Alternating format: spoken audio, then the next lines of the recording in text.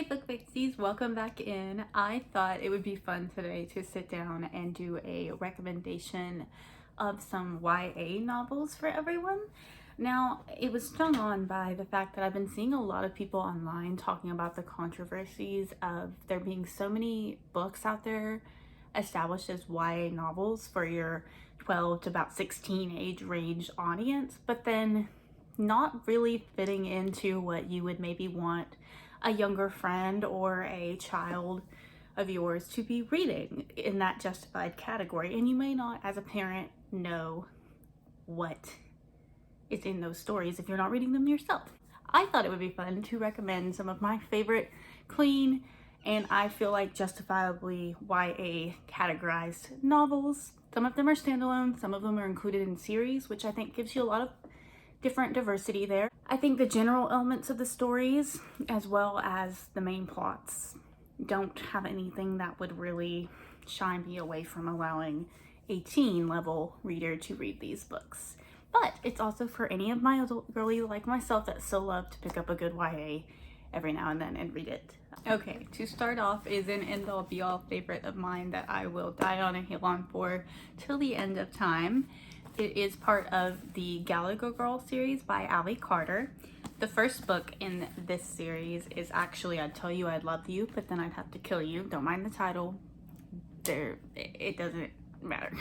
In the novel, we follow Cami, who is going to a school that seems like a highly educated, sophisticated, fancy prep school for girls, but secretly the school is actually a school training young women to be spies.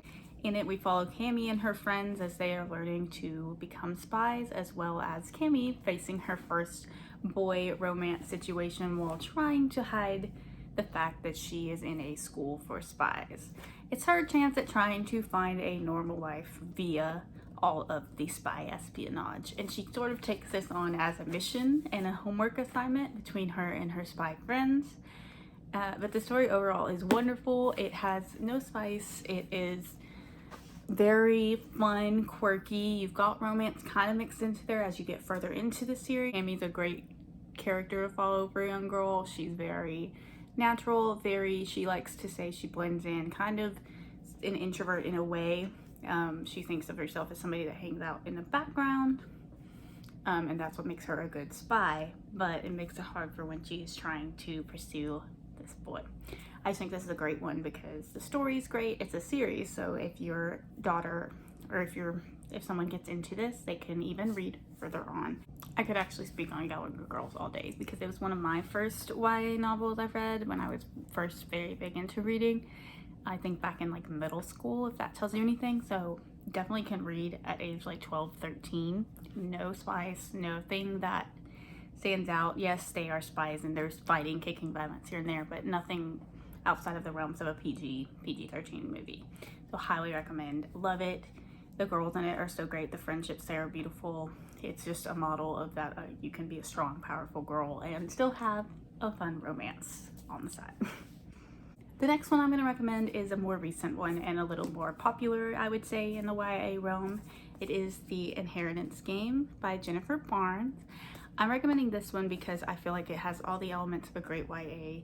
There is some romance between the love triangle of brothers and the main character Avery, but also puzzles, and Avery being your average everyday girl, but she suddenly finds out that she is in line for an inheritance to a very rich man's estate, and the brothers that are actually related to the man's are trying to figure out who she is, why he would leave a wealth to her, and there are puzzles to solve to unlock the mystery of this inheritance.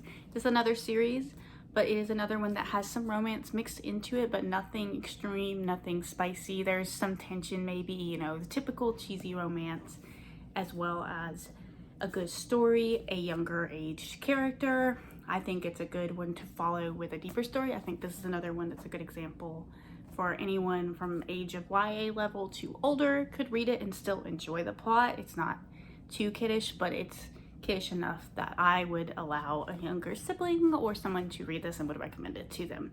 And again, it's another series, so the more the merrier with it. and I don't see any reason to knock that one off from the shelves for our younger readers out there. I am a big firm advocate as well to us paying attention to what our younger readers are reading, but still letting them enjoy unique, fun plots, because you can find so many YAs that fit into the box in the mold of being interesting without going so above the targeted audience's level of maturity at the same time. My next one is actually a standalone novel that I haven't heard a lot about out there in the world, but I loved reading it when I did, and I need to go back to it. It is What to Say Next by Julie Buxbaum. If I say that wrong, I'm sorry. It follows David and Kit. David is the main MC of this story. He is on the autism spectrum, so there is some diversity there and some relatability, some younger autistic children or in young adults in general. It follows David trying to help Kit figure out why her dad died in a car accident in the past. She feels like there's a lot of mystery around it, and she's intrigued by David being so different from her and so bluntly honest that they sort of develop this friendship through trying to solve this mystery. It's not really a big mystery, but you get into that as you follow them. I love the writing in this, but as well as seeing that you can find friends in opposite places a lot, because David is a very antisocial, blunt autism spectrum kid.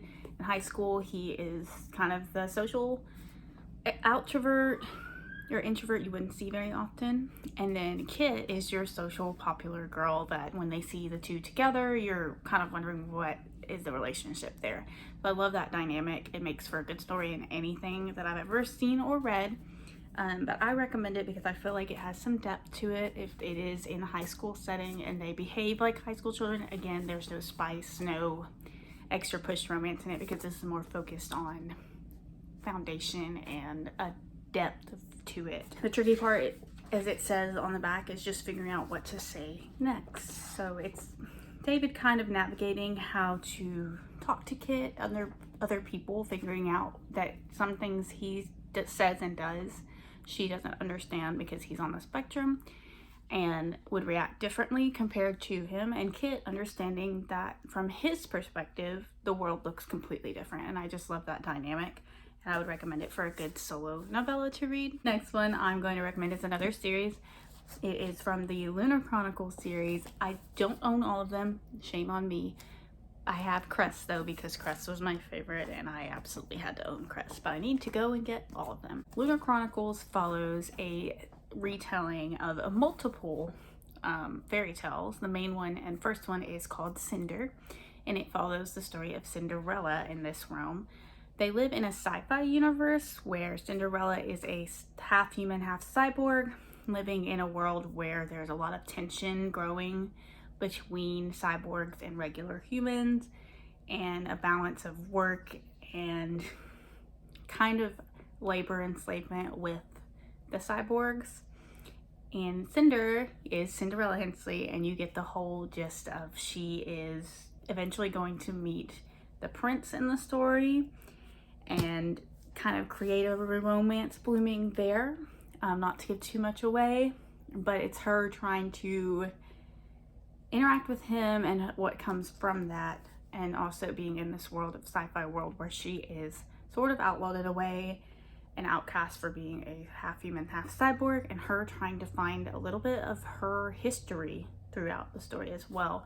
But it, like I said, it is a series, and Crest is one of them, which is a Rapunzel, if you can tell from the cover, retelling, and she meets friends along the way, and they kind of through the galaxy are trying to save the world from a reigning regimen of Queen Lavanna, who is a fae magical being who is kind of a tyrant, to put it simplest, and she is trying to get involved with Kai, the main MC who Cinder meets realm, and they're trying to work their way through not having her take over and all the good stuff. There's a lot into this one that I could get into. It's hard to describe, but I would just highly recommend. It gives you kind of like a sci-fi fix mixed in with like sort of Star Warsy vibes, Terminator dash fairy tales. Love it. Would read it again. I come back to this one a lot, and I think it's a little underrated. I mean, I know it's popular, but I think people don't talk about it enough. So I'm recommending it because it also is not too spicy. There are romance scenes involved, of course, some kissing, some love, but like not spicy, extra described. It's more your fairy tale style. Very closed door, I would say. And then the depth and the dynamics between all the characters in the series, chef's kiss. Another highly recommended one. This one will be from all my YA mystery thriller lovers. It's pretty well known, so I don't think most people will be surprised at the recommendation, but I would recommend A Good Girl's Guide to Murder. Now, I will say with the disclosure, I've only read the first book in this series so far, so I don't know if anything increases as far as graphicness or anything like that, but at this level of the first book, I would say this is a great thriller mystery YA for that genre and age range. It follows Pip, who is your straight A expert student, but she is very curious and very latched in when she gets latched into something. She is writing a paper about a popular girl, Andy, who was murdered by supposedly her boyfriend, Sal.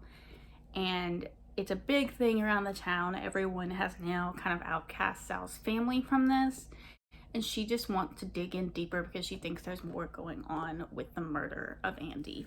So it's all about her trying to solve the mystery of Andy's murder. She meets Sal's brother along the way, and they have a little friendship build from there while they try to solve this mystery. And she wants to prove Sal's innocence as she dives deeper and deeper in. So it's all about her digging around for answers. You get all the fun of a thriller without being too graphic, and gives you the quirky character of Pip as well. She is such a great MC to follow, and I'd highly recommend for an easy, quick thriller read. And I say thriller lightly because it is not, it's very interesting, very intriguing, but it's not like too graphic or anything. It describes some things, but not in too high detail. My one thing I would just say is to be aware that there is some drug usage mentioned, instances of that, self-harm mentionings, but not to the extent that it's not unreadable for a younger audience if they understand what they're reading, and it plays into the storyline. It's not just put there to be graphic. Last but not least, this is another standalone novella called How to Disappear Completely. I have mentioned it before in a recent reads, I believe, video. Emma has recently lost her grandmother, so this book is also a good lesson and, I don't know, understanding book for someone young who may be experiencing loss or just want to hold on to a little bit of their childhood imaginative life, you know, and they've experienced some big change or they're going through life changes, because Emma is actually developing vitiligo, I think that's how you say it, I'm sorry if it's wrong, where she gets patches on her skin that lose her color, and so everyone can notice that difference in her, and being in middle school, as we all know, is hard already on top of experiencing this. So she is trying to move on in life without her grandmother, who's very close to her, as well as this change in her own personal life, while still keeping this enchantment to her life. Finds a story in her journal from her grandmother like she used to, but it keeps getting added to it, and so she's trying to discover who is writing these new journal entries in this magical forest that she goes to and why. And it sounds like it's like a magical storybook. It's not really. It's kind of mixed into the story, and you'll see why if you read it. But I think it's just a really good book for a young reader to see and understand a little bit about grief and relate to Emma, as well as maybe if they're experiencing some form of illness, some form of just natural skin issues that we all go through in middle school. Some, like Emma, have something more advanced that they can't change about themselves, but they can learn to embrace. It's a great lesson for that, because Emma eventually, the story follows Emma finding a way to embrace change and grow and still hold on to having a loving personality and a big imagination. I hope you guys enjoyed my YA recommendation. Let me know, any of my older friends like myself or younger, what some of your favorite YAs are that you would classify as clean and friendly for our younger readers that we love to also get to enjoy books. These were a few of my favorites I've read recently, actually, and then some that came from my own childhood of finding YAs to read, where I know it can be hard when you're maybe very Christian or you're very young and you just don't want to jump into the adult world in a book just yet. You can still read a really intriguing good story with romance and adventure without having to have spice and just details that aren't needed for the story. And I'm 100% for those on their own as well, don't get me wrong. But there is a time and a place, in a sense, of the YA world to have the ones that do truly connect to our younger readers' audience. But yeah, let me know what some of your favorites are, and I hope I'll see you guys in the next video, and this is helpful for any moms or just friends out there looking for a cleaner style YA to enjoy in this time where, like I said, I have seen a lot of controversy about what is coming out as a YA novel and what it's including, and I feel like that's justified. So these are some that I think, in my perspective, fit the mold and do not have to be hidden away on a bookshelf because you're afraid of what a young reader is going to read. See you next time.